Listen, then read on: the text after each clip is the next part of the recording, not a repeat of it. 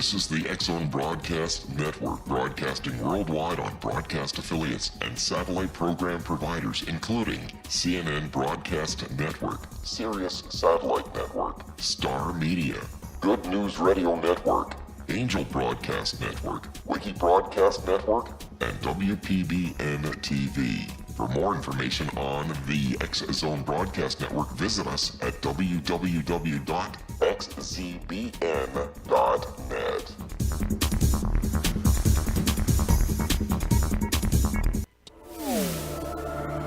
The X-Zone Radio Show with Rob McConnell is largely an opinion talk show. All opinions, comments, or statements of fact expressed by Rob McConnell's guests are strictly their own and are not to be construed as those of the X-Zone Radio Show or endorsed in any manner by Rob McConnell, rel-mar McConnell Media Company, the X-Zone Broadcast Network, its affiliated networks, stations, employees, or advertisers.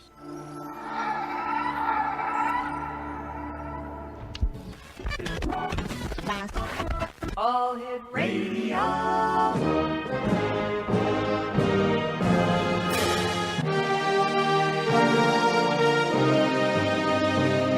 Welcome to the X Zone, a place where fact is fiction and fiction is reality. Now, here's your host, Rob McConnell.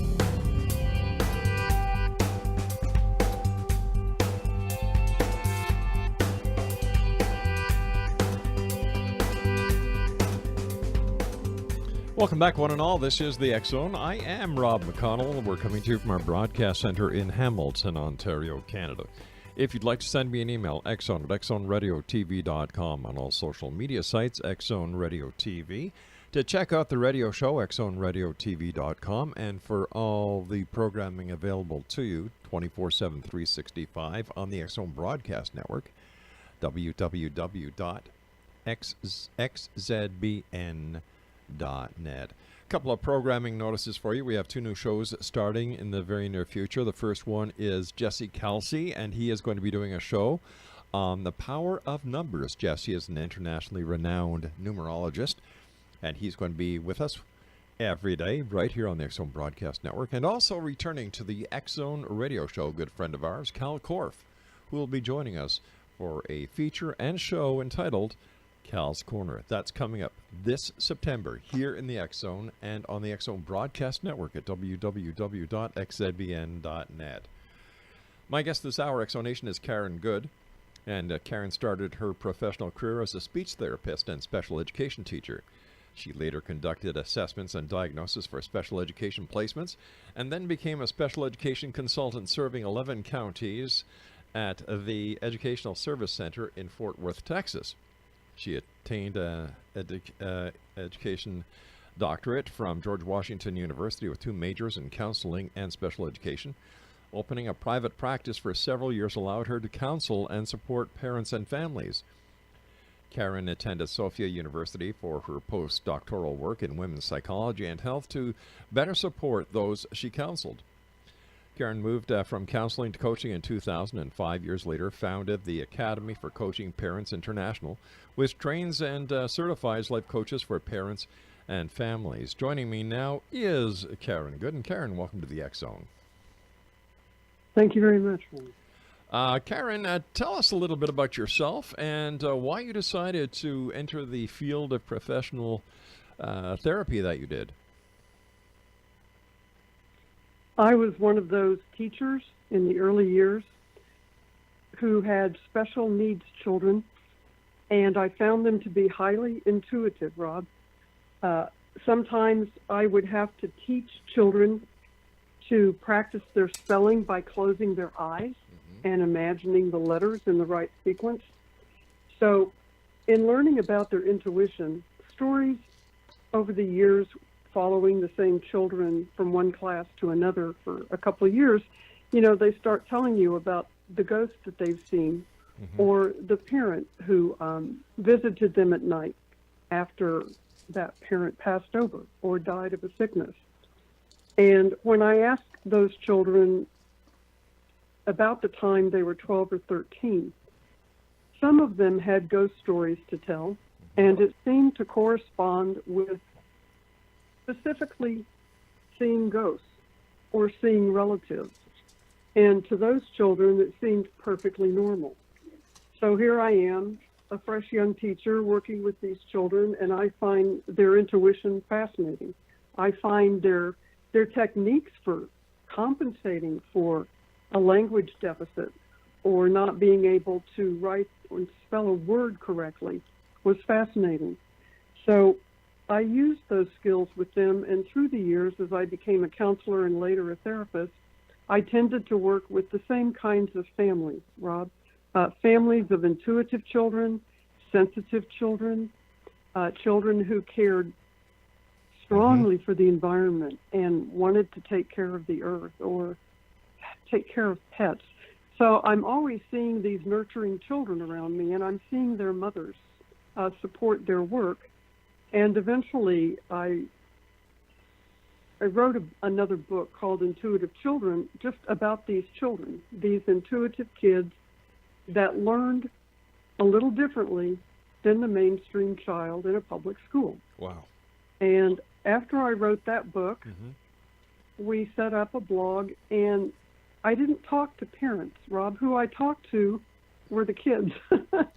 And so I ended up, having 10-year-olds to 15-year-olds, particularly on this blog, who would tell me that they saw this, or they saw their grandparents, or they were playing outside and had an encounter with a fairy. All right, or a spirit of some sort. Karen, we've got to take our first break. Please stand by.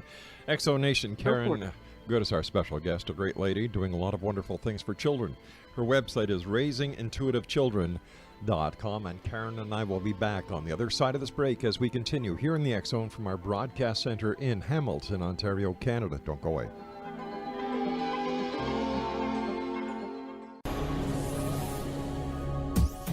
This is the X-Zone Broadcast Network, broadcasting worldwide on broadcast affiliates and satellite program providers, including CNN Broadcast Network, Sirius Satellite Network, Star Media, Good News Radio Network, Angel Broadcast Network, Wiki Broadcast Network, and WPBN TV. For more information on the X-Zone Broadcast Network, visit us at www.xzbn.net.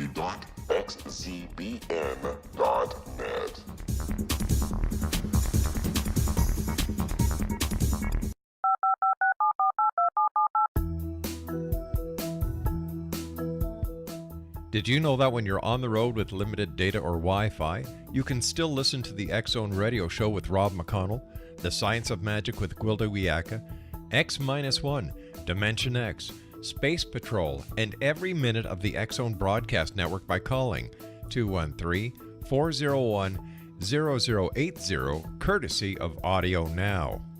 No smartphone, app, or internet needed. It saves your data plan, and it's free if you have unlimited minutes. Call 213-401-0080 to listen on any phone, anytime, anywhere. Remember, 213-401-0080 for the best of the paranormal, parapsychology, and sci-fi radio programming anywhere, 24/7, 365.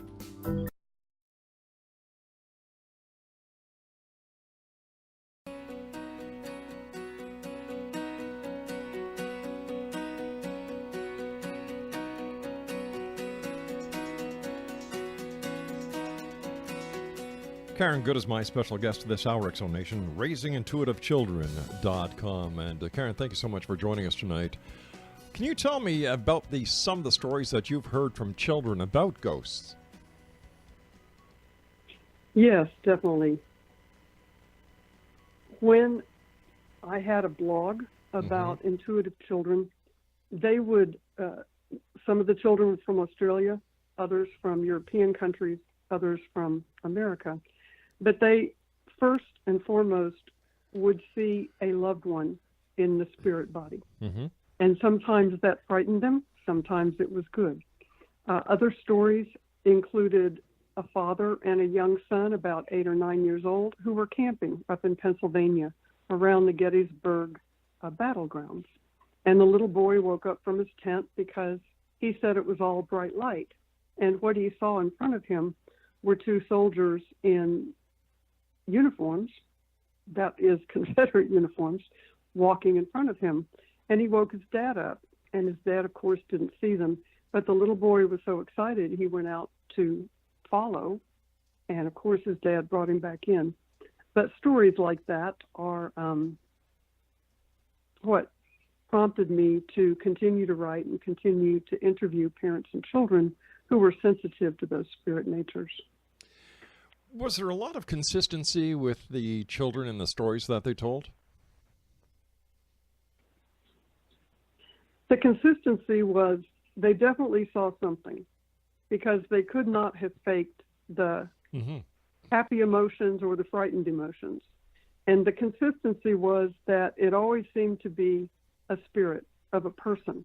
I haven't interviewed any families or children who saw anything scary or frightening or things along that line. The children who wrote to me in the 13 to 15 age range were concerned that they didn't have anyone to talk to about their issues, their problems.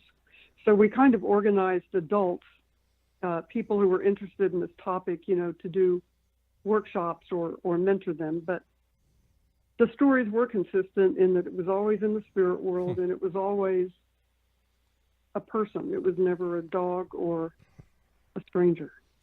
I thought that was consistent. Did the children show any fear or apprehension about having these encounters?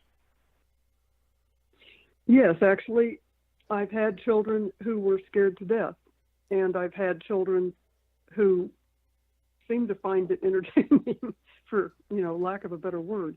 For example, one scared child was a toddler. He couldn't even talk. Wow. But he was walking down the hallway to his bedroom, and his parents were right behind him, and he stopped cold, and he pointed, and then he turned to his parents, and his mother saw that he was as pale as a ghost, if you'll excuse the expression. Sure. He turned white, and he would not go to bed. And so the father tried, to coax him in there and put him in there, but he would not sleep in his bedroom. So I got the call, and we kind of did a look around the house, and based upon what the mother told us and what the child pointed to, they actually found people who came to their home to remove that spirit, and the mother took it in stride, and the dad finally supported the child, but he slept in the parents' room for a good 2-3 weeks. He refused to go in there. Why do you think so many children are having these experiences? Is it because they don't have the shield put up that adults do, and that they're open to seeing things that adults, through sociological conditioning, have been programmed not to see? Yes. Perfectly said by you. Because if you look at children in the age ranges from 1.5 years to about 5 to 6 years, their brain is growing and they function intuitively, with curiosity, with play, with examining things. So by the time their brain grows into that frontal cortex and logic sets in, they've either made a decision at that point that it's normal for them and they're okay with it, or they outgrow it and they don't come back to it maybe until their adolescence, if they have that kind of connection and viewing in the spiritual world. How would you suggest? That's what what would you suggest, or how would you suggest parents approach a child who is claiming to see these apparitions, these relatives who have passed to the other side, and who are frightened? What should a parent do? Well, I think the first step that I counsel parents about is just listening, asking about facts, kind of getting the story straight. And that tends to relieve a child's fear. But if they're still fearful after that, I ask the parents to have the child take their hand, go see what it is, feel it around, act like they're exploring the environment, or ask them to draw a picture of it, or explain it, or describe it, depending upon their age. And getting it out of their system will help reduce some of the anxiety. And those that are happy to have this contact with the spirit world, they share it with their parents anyway in conversations over dinner and, driving to school in the morning. That's part of the conversation. So if the parents are supportive, they tend to listen and get the kind of get the facts according to the child, and maybe they check it out, or maybe they just accept the story and move on. But parents who tend to freak out, we ask them to at least sit down and listen first before they take action, find out what the child is really scared of or really excited about or pulling away from. But there are ways to assist that child. For example, a 16-year-old, the mom of a 16-year-old called me once, Rob, and her grandfather had died. She worshiped him. And even from beyond our view, from the spirit world, he contacted her in her dreams. And then when she was awake, he contacted her during the waking time, and she spoke with him. She saw him. But it brought up all of her grief again, and she kept crying. So I got the call, how do I stop this so I'm not crying all the time? I love Granddad. He's gone now. It's okay. So we taught her a visualization where she took control of turning the image on or off, and she learned to turn it off and close the door and say goodbye. And after about 2 weeks, she was just fine and back to normal. So there are things like that that we can work with, whether through their imagination or focus, that helps them be a little more stable about it or accept the conditions, like if it's a relative who passed. You yourself, have you had an experience where you've seen a ghost? Yes, I grew up in a Catholic school, and I used to talk with a Franciscan friar monk. I would talk to this man in my dream time.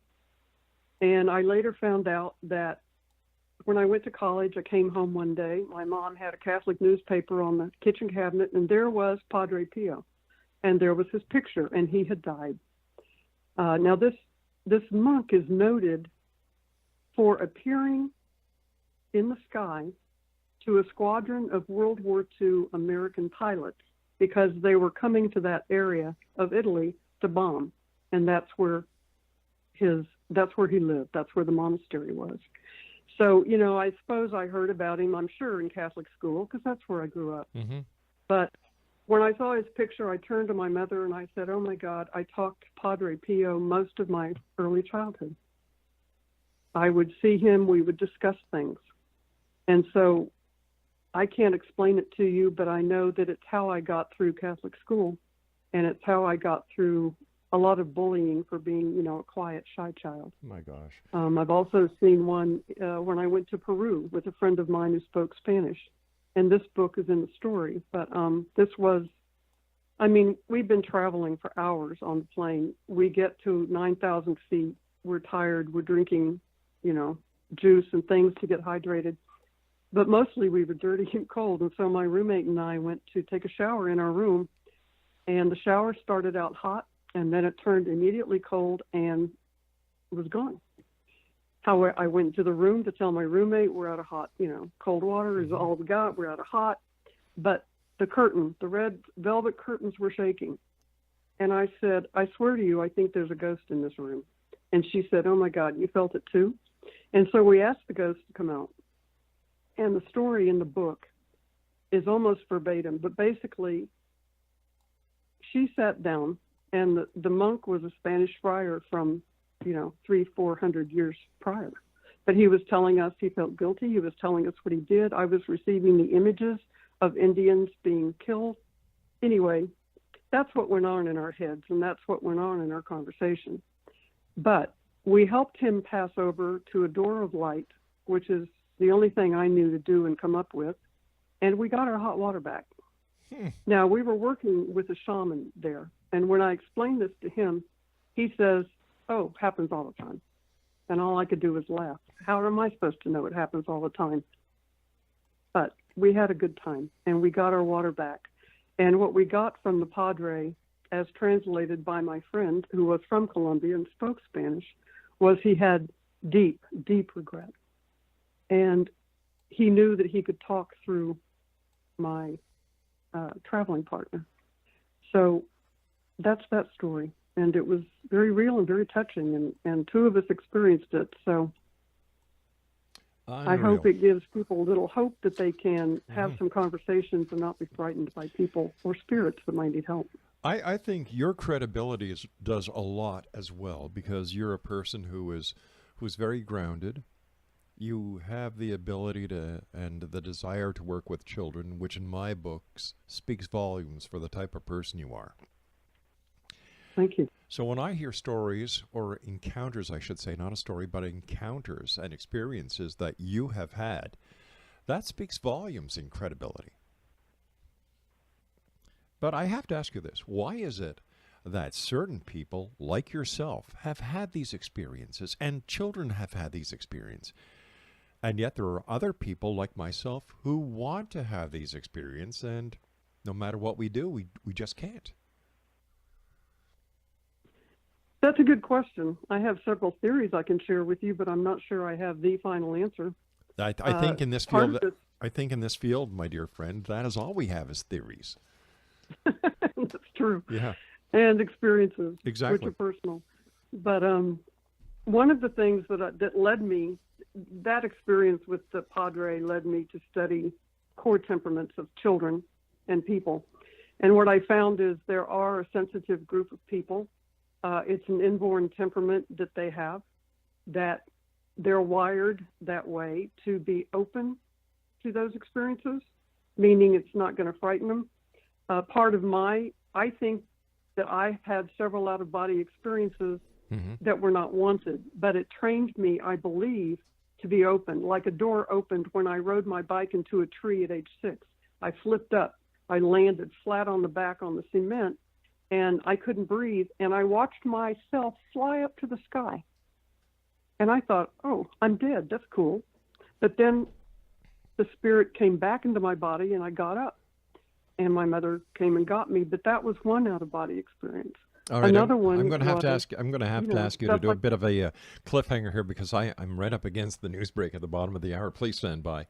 Exonation Caron Goode is our very special guest this hour. Her website is raisingintuitivechildren.com. That's www.raisingintuitivechildren.com. And Caron and I will be back on the other side of this news break as we continue here in the X Zone from our broadcast center in Hamilton, Ontario, Canada. Don't forget for all the programming on the X Zone Broadcast Network, visit us online at www.xzbn.net. I'm Rob McConnell. Don't go away. This is the X Zone Broadcast Network, broadcasting worldwide on broadcast affiliates and satellite program providers, including CNN Broadcast Network, Sirius Satellite Network, Star Media, Good News Radio Network, Angel Broadcast Network, Wiki Broadcast Network, and WPBN TV. For more information on the X Zone Broadcast Network, visit us at www.xzbn.net.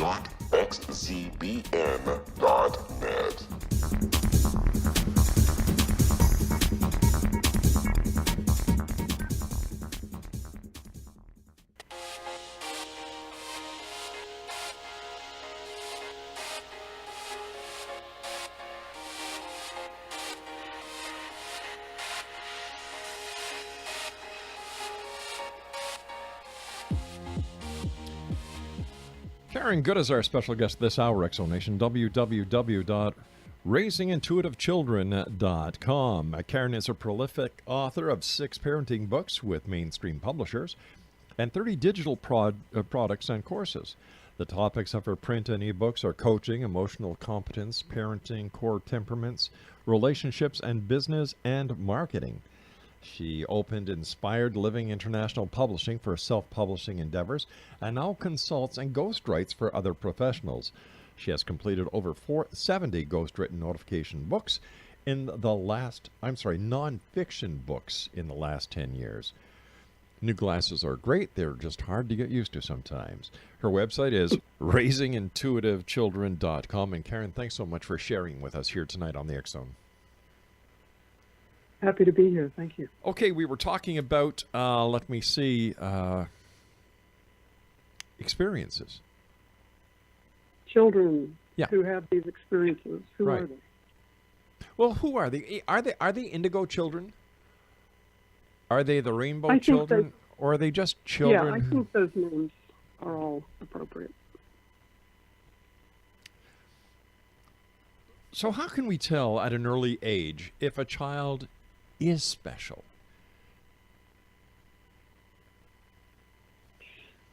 Sometimes I think it's hard in an early age because the brain is in an intuitive mode anyway, as it's developing up through, goodness, almost age 7. And so you see a lot of children who, well, my grandson standing up, waving in the corner of his crib, going, "Ma, Ma," and I'm the only one there, and I'm behind him. Wow. So, who did he see? Maybe he saw his grandma. I don't know. But things like that happen all the time in the early years. A child might see a fairy, or a child might have experiences like stress, car accident, surgery. That bicycle trip I had at 6 where I hit a tree and flew up and flew back into my body. I think those kinds of experiences in the body's memory open the doors for more psychic or more spiritual experiences or connections to other realms, because we've touched that realm. It's like we've touched it, we've opened a door. People who have an out-of-body experience, during surgery, for example. You read all sorts of things about seeing the light, but when the children are born and they go through age 6, they see that light too, or they can talk about that, or grandma visited. So I think it's part of the wiring until their logic sets in, their brain is trained, but it hits again in adolescence when all those hormones again change their sensitivity level. On the blog I spoke to you about earlier in the call, there was 3 or 4 girls who were 13 to 15 that consistently saw things. They were from different corners of the world, but at that age, that's what they were seeing, and it scared them. Another one took it in stride. So stress can cause it. Predilection to sensitivities can cause it. And I think sometimes trauma causes people to have what they call an out-of-body experience or go blank, and at that point, the brain is processing all of that data, and that opens the door to the spirit world, to the energies of other dimensional frequencies or other light fragments, whatever you want to call that other space. Based on your experience and your expertise, do children see or have visitations from certain spirits, certain family members, or are they able to communicate with a vast variety and a vast number of spirits?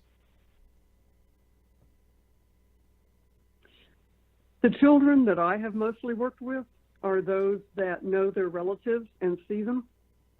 And when they see them, if the parent then presents a choice of pictures, that child will pick out a grandma or an aunt or a friend. So that's one thing that I'm aware of. I think it is, I've dealt mostly with those children. The children that tend to have a doorway open from the young years and keep it open through adolescence tend to be like other authors like me. We've written some books about our experiences. We might be in the helping field somewhere, but we continued to have those kinds of experiences all of our lives. And that's due, I think, to just the sensitivity and the wiring that opens the brain to be able to process that information and experience that beautiful spirit world. I understand that you or your dad visited you shortly after his death, and I was wondering if you'd be kind enough to share that experience with us. I would, because it just tells you how real we all are when a ghost comes. My father had already died and passed on, and it was about 4 years later my mother developed cancer. Oh, I'm so sorry. I drove from Colorado to Oklahoma, and she was going in for surgery. Yeah. So I took her to the hospital and, went home and crawled into bed, and the room just grew so cold, and my body was like, what is going on?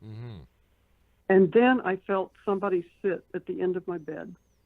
And I'm telling you, I closed my eyes, I covered my head, and I pulled my feet up, and I thought, all right, Caron, you're the only one here, and that's the only person on your bed. So what are you feeling? Who is this? Well, my father.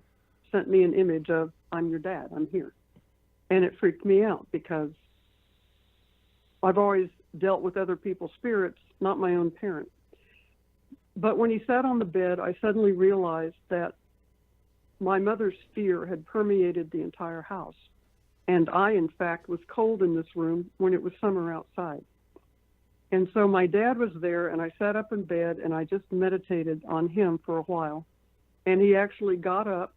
There was an indentation in the bed, and I could feel him walk away.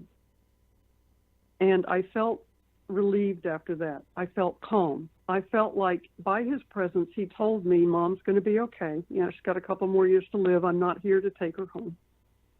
And that's exactly what happened. I went back to the hospital and brought her home. And she said, oh, I feel so much better. The house is so much lighter. And it's like, well, maybe my dad took all that fear away. I don't know. But when he came and he put his hand on my leg and freaked me out, I stayed with my fear and I stayed in my presence. And that's one of the things that we teach children to do, is just stay present, take a breath. You know, nothing's going to hurt you. And that de-stressing, I think, is important. But that was my experience with my dad.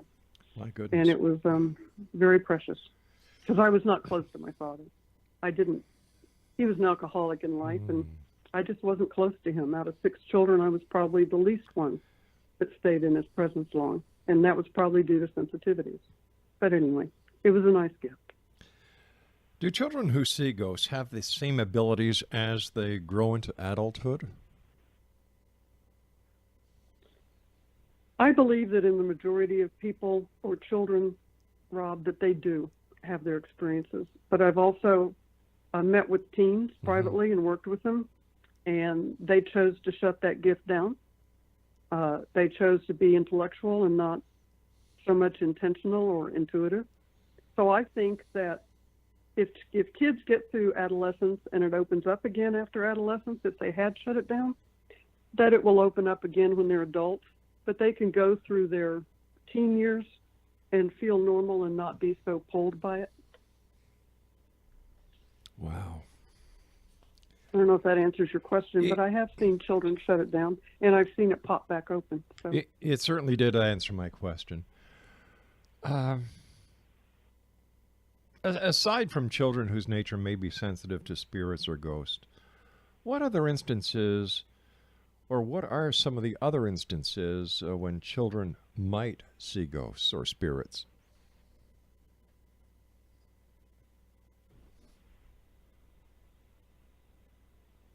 You mean other than stressful, other than death, yes, that sort of thing? Yes. I'm sorry. Got a beautiful story I'll share with you real quick. Okay. I was called to the home of a friend. She was going to sell her house. We were walking around the land, seeing what needed to be picked up. I saw an Indian spirit standing at the edge of the woods. This was a property in Maryland off the water. It was gorgeous. And the spirit was there to take care of the land. So that was good. She saw him. We said thank you, and, you know, we left because the house was going to be for sale. Well, the little girl was 3, and she came running to her mother in tears, and she said, Mommy, my white rabbit said I have to go. Where are we going? Well, I said, point to your white rabbit. Where did you last talk to it? And she pointed directly to the spirit we were looking at the edge of the woods. And so, to me, I mean, the mom just said, there's the Indian spirit. You know, she sees a white rabbit. This white rabbit plays with her in the property around the woods. So I thought that was particularly loving of that spirit who was taking care of this old piece of land and respected the people that lived there enough to even play with the child as an imaginary friend. So that was kind of a cool incident. What is the youngest age of a child that you've worked with when it comes to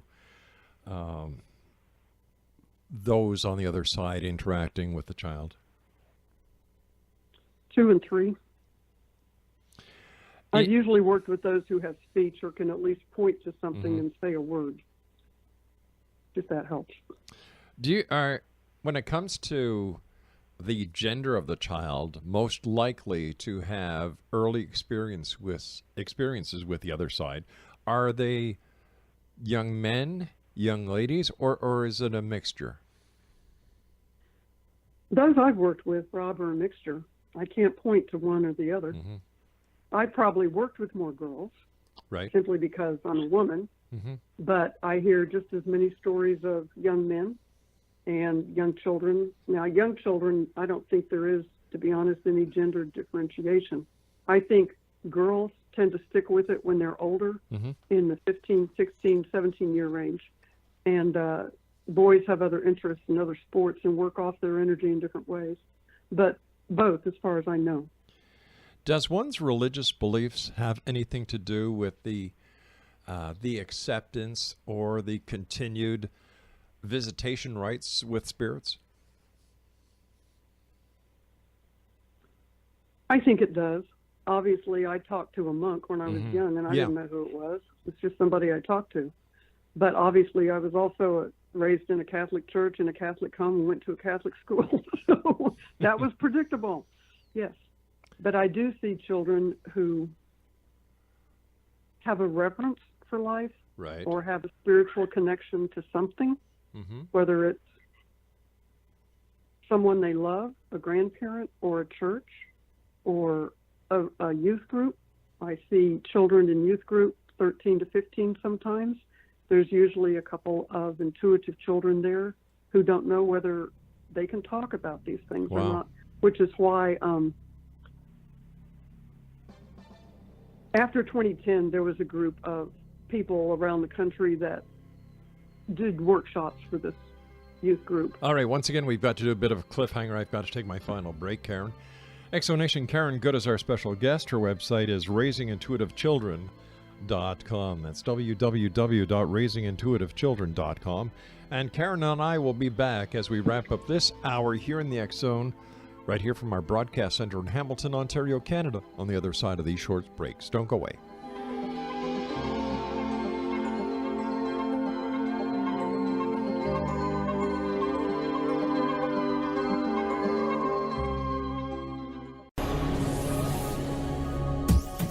This is the X Zone Broadcast Network, broadcasting worldwide on broadcast affiliates and satellite program providers, including CNN Broadcast Network, Sirius Satellite Network, Star Media, Good News Radio Network, Angel Broadcast Network, Wiki Broadcast Network, and WPBN TV. For more information on the X Zone Broadcast Network, visit us at www.xzbn.net.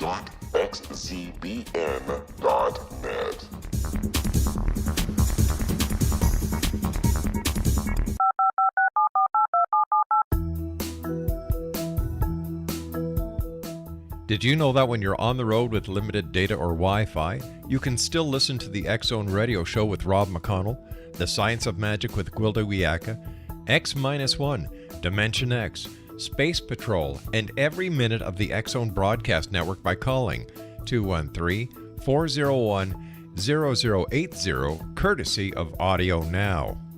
No smartphone, app, or internet needed. It saves your data plan and it's free if you have unlimited minutes. Call 213-401-0080 to listen on any phone, anytime, anywhere.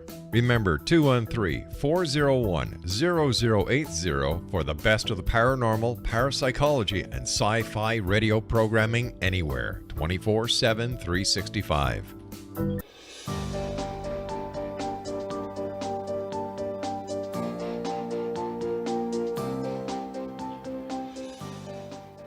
Exonation Caron B. Goode is my special guest this hour. www.raisingintuitivechildren.com. First of all, Caron, thank you so much for joining us tonight. It's been a great pleasure talking to you, and thank you for sharing the experiences that you've had with some very gifted children.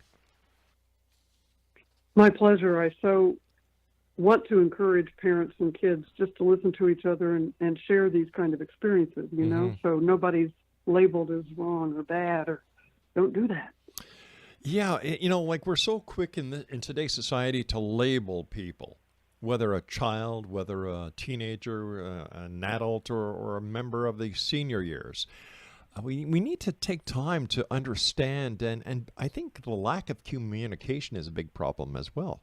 Everybody has instant access to every type of communication, but instant access does not always make the case for quality of information.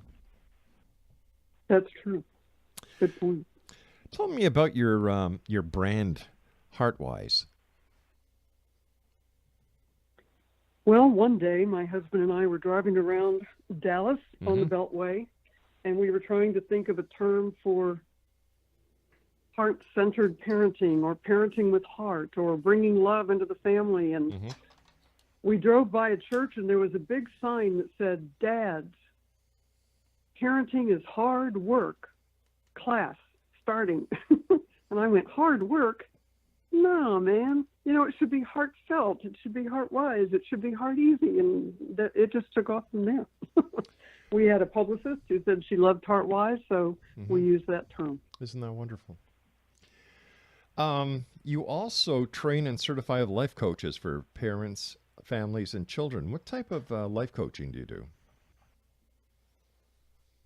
Mine is primarily readings for health, and in parenting, training parents to understand their children's temperament so they don't think that misbehavior is directly caused by their children to annoy them, because a lot of behaviors that are temperament-based are sometimes irritating in the early years, but children grow into them. So the Academy for Coaching Parents came after I had surgery, and they gave me too much medication. And for a moment there, I tripped up into the light and knew that I was looking and breathing, not air. It was a beautiful experience. And when I came back, I had been working with moms in Tucson that were staying at home while their husbands were overseas fighting. Right. And from there, the Academy for Coaching Parents was meant to be a parent-to-parent support. And from there, it's developed into parenting coaches around the globe. We're 15 years old now.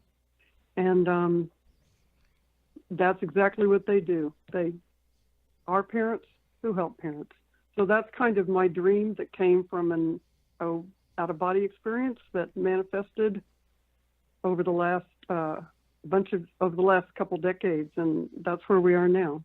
We have trainers in Turkey and India and United Arab Emirates and Malta. So the Academy has grown from just the desire to help people and to help families with communication, discipline, love, teaching, being heart-wise, basically. Changing the world one child at a time. That's literal. Yeah. And that's true. Can you tell us a little bit more about your out-of-body experience or your near-death experience? Yes, I needed to have surgery, and it was an emergency surgery, and the doctor kind of rushed me in, and then I was rushed up to bed, and then I was kind of left alone. And when a nurse came in to test me, the doctor administered whatever medication was being given, and I was told that it might suppress my breathing, and I said, okay. So he gave it to me. I closed my eyes, and I floated directly. Let me put it this way. I closed my eyes, and I opened my eyes, and I was in another place, and it happened in a total instant. The light was beautiful. There was breathing like a breath, but it was more of a pulse. And I floated there for a long time until I heard, "Caron, breathe." And I was laughing because I was breathing, but that was the doctor calling me back, "Caron, breathe." So whatever code they called, I did come back. Right. But I will never be the same, because part of that experience is my understanding of how people who want me to write their book who've had that experience, it's like they just find me, and I can write their book because I know what they experienced on the other side and when they came back. And the Academy was all I could think about. 9/11 had happened. My husband lost his business. Oh, We no. lost a lot of our savings. And it's like, what are we going to do now? What do I want to do when I grow up? Well, that experience of probably, I don't know, less than a minute was a download of information that I've been running on, if you will, for a long time. Do you think life is predestined, or is it all a matter of, well, here we go? I think it's a matter of here we go. However, I think our genetic basis definitely probably defines how long we're going to be here and what we want to do. But those genes are now being altered and changed. So look at our population of children in today's world. That's kind of what our environment is shaping us to being, as beings of spirit and beings of knowing. But it may not be the way we've always looked the last couple thousand years. The last book you wrote. Does that make sense? It does. You make perfect sense. You truly do. The last book you wrote, I understand that it was considered to be rather controversial, but how was it received? Kids who see ghosts or the intuitive children? Probably kids who see ghosts. Yeah, kids who see ghosts. I'm sorry. Yeah. That book was well received. When it was launched, it went to the top of the charts and stayed there a couple hours. That was good. Yeah. And the people that have read the book, they actually make a personal phone call and thank me. And that's not hundreds of people. Maybe that's 20 people or 50 people over 10 years. But who cares? You're making a difference. It had an impact. Exactly. Yeah. When somebody would actually pick up the phone and call a stranger and say thank you, then they want to share their stories. And I was going to write a book of the stories of the parents of the children, that I interviewed. But we didn't get to that. But because the children are accepted by their parents, it tends to be less controversial in certain circles, even in counselors and therapists. This is not a good topic. You don't talk about these things. But I got personal phone calls from women in my cohort group who have been in the fields I've been in for years, but they stayed in the university and they had to make their way in those institutions, and I didn't have to.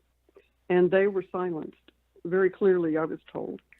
So who knows, when somebody picks up the book that they're going to thank you because they couldn't express it in their own way, in their own life, to their own family. So I hope it opened doors for them. Why do you think the topic is taboo? Because we can't see it, feel it, and touch it. But we can't see, feel, or touch God, and yet God isn't taboo. You got it. I don't think we have long histories of kind angels. Well, we do have long histories of kind angels in the Catholic Church. Sure. I think it scares people. I don't think people want to admit they have that ability. I think it's always about fear. We've got about 2 minutes left. What are your final thoughts for the X Zone Nation tonight? I love your work, and I thank you for putting this work out there. And the more that parents hear it, and the more that everyone accepts these kinds of gifts in children, only opens the door for more of it to come through and for greater acceptance as the kids grow up. And that is a huge, huge contribution. I thank you for that, but I've always believed that the children of today are the leaders and the carekeepers of this world of tomorrow, and that it's our obligations. It's our obligation as parents, as grandparents, to do our very best to hand our children a world that is just a little bit better than when we got it, so they can continue to bring this world back to where I believe it belongs, and I'm sure many other people around the world would like to see it get back to a point where we don't have wars, we don't have nuclear threats, we don't have fighting between different religious philosophies. All right, maybe I'm a dreamer, but in my book, the difference between a dream and reality is just making it happen. That's right. And all of these children who are sensitive to the spirit world, they're also dreamers, and they have those experiences. And it's just putting it in a context that parents can understand, and we get it. And I agree with you wholeheartedly. Thank you for your work. Oh, it's my great pleasure. I've been doing this for 26 years now, and I thoroughly love what I do because I get to speak to people like you who do something positive. You know, there's a lot of people out there who complain. You know, everybody's, what are they called? Monday morning quarterbacks? But it's, there you go. But it's people like you and other people I've had the opportunity of meeting over the years who actually do something about it. And I want to thank you, Caron, very much for coming on the show tonight. I wish you continued success, and I look forward to the next time you and I meet back here in the X Zone. Until then, take care of yourself, and once again, thank you for your work. Thank you, Rob. Have a good day. I will, my dear. X Zone Nation, for more information about Caron Goode, her website is www.raisingintuitivechildren.com. We'll be back on the other side of this break at 6.5 minutes past the top of the hour as we continue here in the X Zone from our broadcast center in Hamilton, Ontario, Canada. Whatever you do, don't go away. I will return.